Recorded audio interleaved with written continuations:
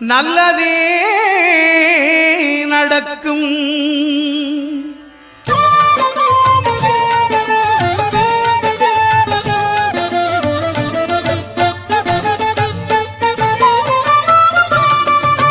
9 கோளும் ஒன்றாய் காண அங்கு கற்பகம் என்னும் கடவுளின் மெய்யில் 9 கோளும் ஒன்றாய் காண அங்கு கற்பகம் என்னும் கடவுளின் மெய்யில் சூரியன் முதலாய் 9 கிரகமும் பலவித குணங்களை கொண்டிருக்கும். எங்கள் கற்பக தருவில் அவை வரும்போது ஒன்றாய் சேர்ந்து பலனளிக்கும்.